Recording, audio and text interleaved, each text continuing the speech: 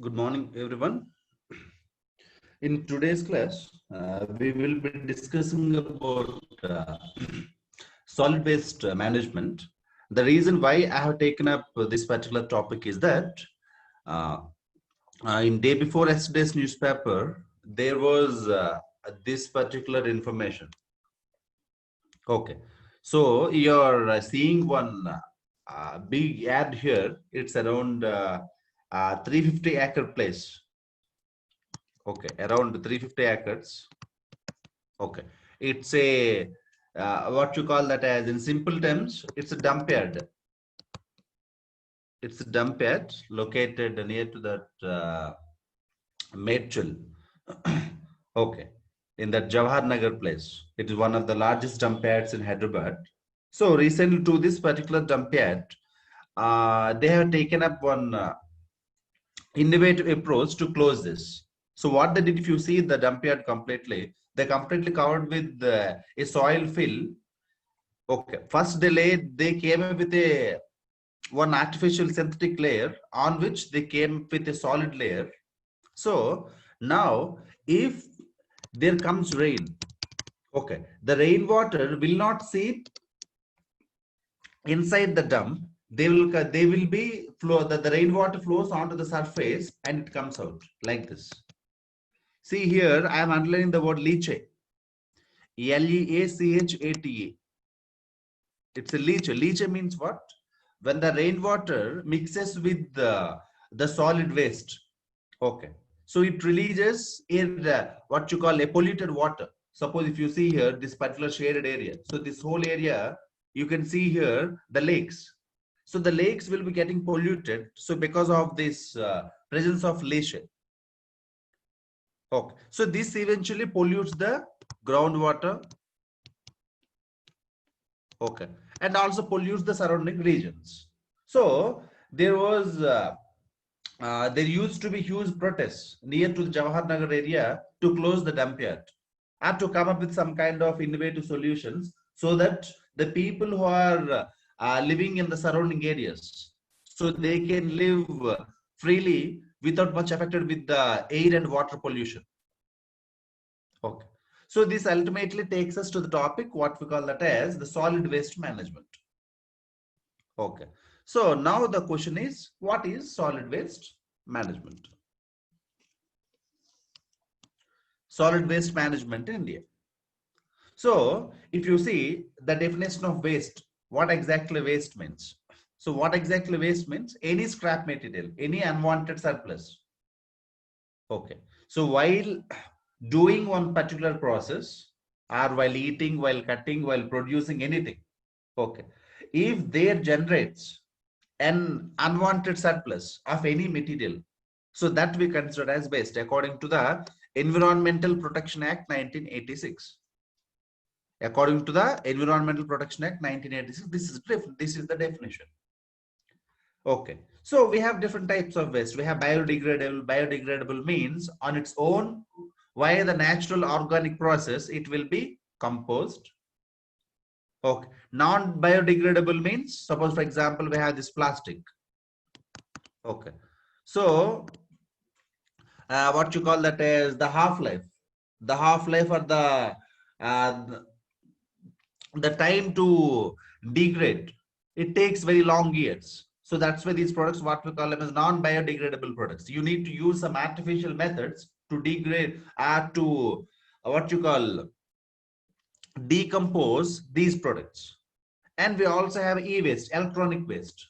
In the recent past, we are seeing the increasing use of the electronic equipments. Along with that, we are also generating electronic waste. India also generating a sizable share of electronic waste. So along with that, biomedical waste. After this COVID-19, this biomedical waste, it got further increased. So this year we may see an increasing use of an increasing level of bio wastage in the country. So because we are using more amount of these medical equipment, medical related things, suppose for example, sanitary napkins, gloves, this personal protective equipment, PPE. Okay. So definitely this year the biomedical waste also will get increased. Okay. So what exactly the waste management process? How we actually manage the waste? So if you see this, you can simply divide into different divisions. First is storing. See, if you understand the waste management process, you will also be able to identify the problems also. So the first one is storage, second one is collection, transportation, segregation, disposal. Okay. Starts at the what you call residential level. Okay. So and there's ends at this dump site. Okay. So this is the whole waste management process, the whole cycle. Okay. Starts with first here storage means here how the waste, the solid waste has to be stored. It should be stored separately as wet waste and dry waste, because at the storage level when we have these two divisions like wet storage and dry storage, and for collection also it will be easy. Suppose for example, take the case of Telangana. Okay, in Telangana every morning when they come,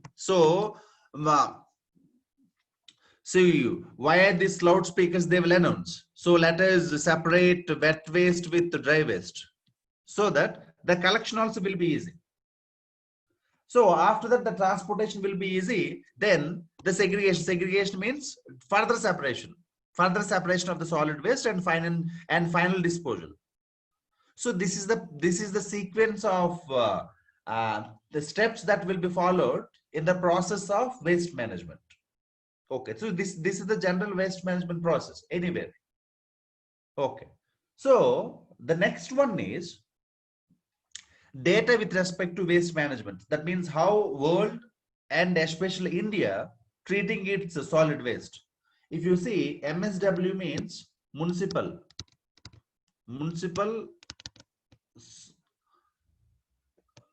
solid waste. So MSW means municipal solid waste. If you see at the global level, every year we are generating 1.8 billion tons of solid waste.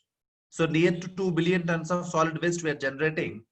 It may be crossing to 2.2 billion by 2025. So definitely these rising levels of solid waste is a major cause of concern, from where we should understand that. So the solid waste levels across the globes are rising. It's a major cause of concern, definitely. Okay. So now if you take the case of India, India is third largest. I don't know whether I wrote it here or not. India is third in terms of producing this municipal solid waste. We are third in the world to produce this solid waste in the world.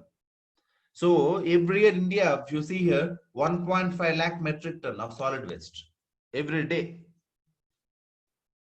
So every day we are producing 1.5 lakh metric ton of solid waste in the country. Okay. So again, okay, we have this Swachh Bharat mission under which we have this funding. But what is the most important thing is the states which are generating the highest amount of solid waste in the country, Maharashtra and Uttar Pradesh. Okay, Maharashtra generating the highest amount, but only around 50% of it is processing. Rest it is not processing. If you take the case of Telangana, Telangana is actually doing better in terms of solid waste management. Around 73% of it is getting processed. Okay. At the same time, Chandigarh is the first UT in the country to process around 89% of its solid waste. So it's an interesting fact. And the states which are performing very poor in terms of managing the solid waste are Mizoram and West Bengal. Okay. See here, not even more than 10%, less than 10%, 4% and 5%. So these indicate some some data to understand where we are with respect to managing our solid waste. Okay. So solid waste, mere waste at the residential level, waste at the Non-residential means at the commercial level, all combinedly. So finally, next, with respect to solid waste, what are the issues? First of all, the first and foremost thing is we are not actually following the best practices in terms of storing. Even till date, we will not segregate the wet waste with the dry waste. Okay. Second thing, we, in most of the occasions, some of the countries, they have this concept of this composting. In that, especially this vermicompost. Okay.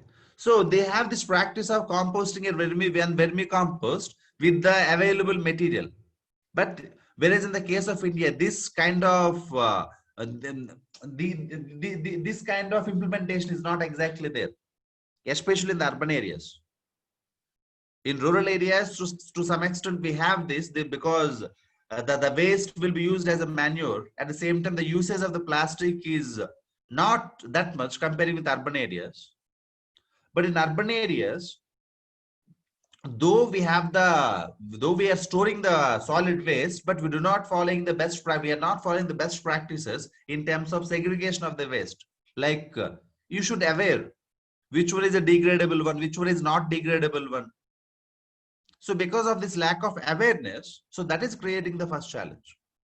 The second one is the issue with the landfills and hillocks. Landfills means underneath, hillocks means on the surface of it. So because of this landfills and hillocks, we are seeing sometimes this releasing of poisonous gases like methane. So because of that, we have health issues and groundwater contamination. I told you the leachate. Because of this leachate, so there will be contamination of the groundwater. Okay. At the same time, whenever if there is when there is an outpour of rain, okay, then the surface water also mixes with the other the surface water, it carries away this leachate. Okay, so this further contaminates the waters in other regions. Okay, so there will be an impact on environment and individual health. Okay, at the same time, if you see the processing capacity in the country, we are able to process only the 53% of the waste. Till in the last year, if you see, only 53. This is the information I have taken from Ministry of Environment and Forest. According to the Ministry of Environment and Forest report that submitted to the Parliament, only 53% of the country's solid waste we could able to process. That means nearly half we are not actually processing. There is a reason for this. We could not able to effectively use the technology. Countries, the Western countries, they have the technology, but they're not transferring the technology to us, and we too are not investing heavily into the solid waste management technology. Okay, so ineffective use of technologies, though we have certain technological process like incineration. Okay, and this plasma process we have, but the challenge is we could not able to effectively use them. So there are multiple challenges. The cost challenge, sometimes the input cost will be quite high. Sometimes even if you go for this incineration or any other technique, there will be releasing of the byproduct, releasing of these poisonous gases. So that is also another danger. So along with that, as I told you, lack of civic awareness. Okay. So at the civil society level, we do not have this awareness with respect to, suppose, for example, at the individual level, if you know how to segregate your waste and how to effectively manage your waste, if you're able to reduce your waste as maximum as possible, it eventually reduces the burden of solid waste at the country level. But lack of awareness at the individual level is also one of the factors responsible for increasing levels of solid waste in the country. Okay. So as I told you, there are different types of treatment processes. These are the most common processes: composting and vermicomposting. So mostly with respect to biodegradable products. Okay.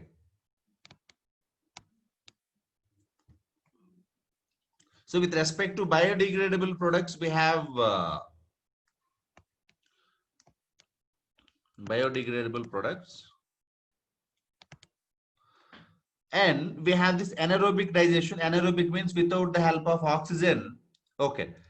They will at the same time, they will not, they will just, by following this anaerobic process, they will convert that particular solid waste into different other material. Okay. They will get the gases also out of it. Sometimes what will they do? They will go for this incineration. Incineration means burning. Okay. Sometimes they will also go for this plasma pyrolysis. Plasma pyrolysis means here they will use extensive heat. Okay. So without the help of oxygen. Okay. Without using oxygen, they will generate the heat. So because of that, they generates a gas called as synthetic gas. Synthetic gas. This is also called a syngas. Okay. Sometimes they are also even using fuel from the plastic, from the waste plastic. Well, that's why it is called as refuse derived fuel, RFD. RFD means refuse. So refuse derived fuel. So that means from waste to energy. But this waste to energy still is very low in the country. Okay. At the same time, landfilling. Okay. So landfillings and this, so with that recovering the gases. So these are different kinds of processes that we follow.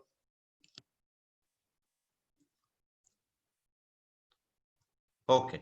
So the different kind of treatment process, but the challenge is in each and everything, we have the challenge. Except because if it is a biodegradable product, no issue. But if it is if it is not degradable, then definitely we can follow any of these processes like anaerobic digestion, incineration, plasma pyrolysis. We can follow, but the challenge is the byproducts. The byproducts of these treatment processes. So again, that's a challenge. That's why, though we have the technologies, but still they are not fully effective. So to deal with the solid waste management, the central government came up with solid waste management rules 2016. These are the recent rules that we will be following to deal with the solid waste management in the country. Okay. So the rules, if you see right now, the first and foremost thing, it extended the scope. It extended the scope beyond the municipal areas. This is the most important thing. The scope of solid waste management extended beyond municipal areas. It means like it will be extended to army areas, and we have this the cantonment areas, and we have census towns. Not only to the municipal areas, it got extended to other areas also. So this is the first and foremost thing we should understand. Okay. The second thing is we have to pay attention on recovery, reuse, recycle. This is also called as reduce, reuse, recycle. Okay, R cube. So this is the second one we have to pay attention on. So the local bodies and the state governments, they have to pay attention on reduce, reuse, recycle.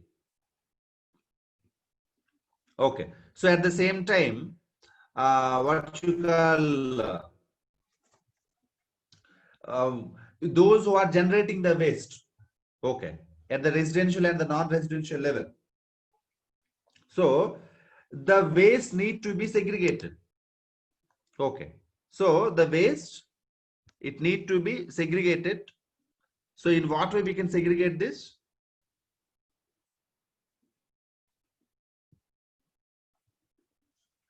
It's like, see here, let me show you this. Yeah. So one is wet, dry, and domestic hazard waste. So that means whatever waste that we are generating, it should be segregated into 3 levels. Okay. Next one is, this is with respect to waste segregation. The next one is, there is a concept called as this taking care of these rag pickers. So these rag pickers, they will collect the waste. So we have, suppose for example, we can take the help of non-governmental organizations. Okay. So there's an initiative in the Assam called as what we call that as food for plastic. Food for plastic. What is this food for plastic means? Those who collects the plastics and gives that to the local area. Okay, the one who manages that. In turn, they will provide food to them. So in that way, these rag pickers also will get some kind of livelihood out of the collecting this this solid waste, especially plastic. Okay. At the same time, if you violate this user fee, so if you violate, that means you are throwing the litter onto the roads. Okay. So or onto the open places where it got prohibited, then you have to pay the user fee for that. Okay. At the same time, when it comes to in urban areas, construction activity is quite high. So whenever you're demolishing a building, you should take care of it. That means the dust, okay, and the waste should not be disposed unnecessarily to outside. You should take care of it. Okay. So it also speaks about what you call that as extended producer responsibility, EPR. The full form of EPR is extended producer responsibility. Okay. What is the extended producer responsibility means? Suppose, for example, take the case of a PET bottle. PET bottle, the drink bottles, polyethylene tetraphthalate. We drink all our cool drinks, right? Coca-Cola, Pepsi, and all this. So all these PET bottles. So this PET bottle is definitely, it's a single-use plastic and it's non-degradable. So the producers of this bottle, after finishing the bottle, their responsibility will not be stopped just by finishing the product. Their responsibility also extended to recycling the product. Understood this? So extended producer responsibility means the producers of the plastic, okay, they got the responsibility not only to make it, but also to break it. So that means to recycle the product. So this is what we call as extended producer responsibility.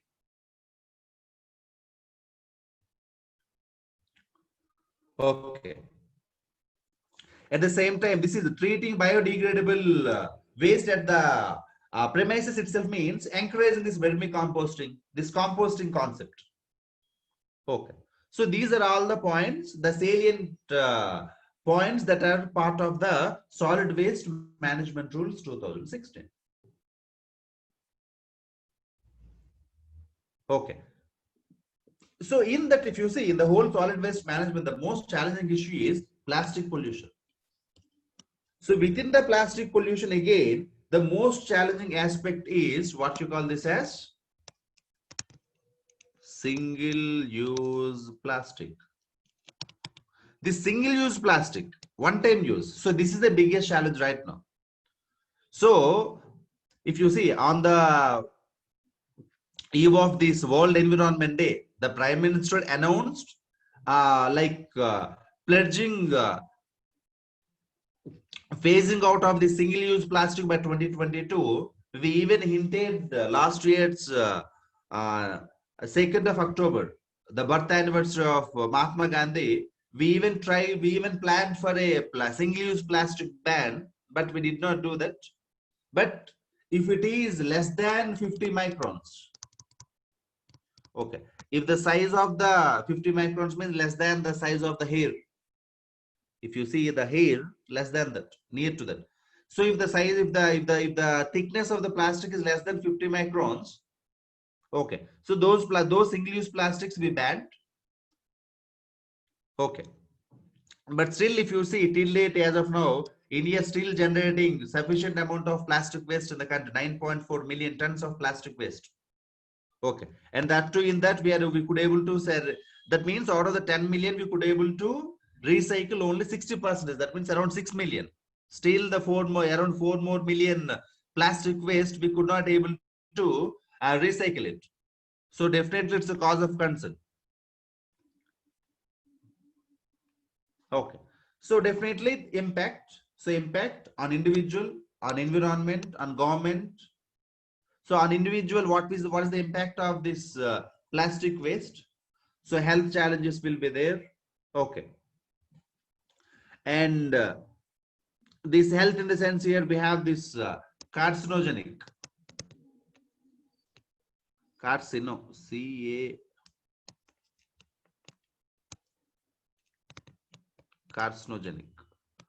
So this carcinogenic agents. So whenever you burn the plastic, so because of that, so there will be releasing of these carcinogenic agents into the air. So due to which there will be an impact on the individual's health. On environment, most of the plastics are non-degradable. Okay, so it's a major challenge. So the half-life is quite high for them. So it take years to degrade the particular material. We need to use some artificial.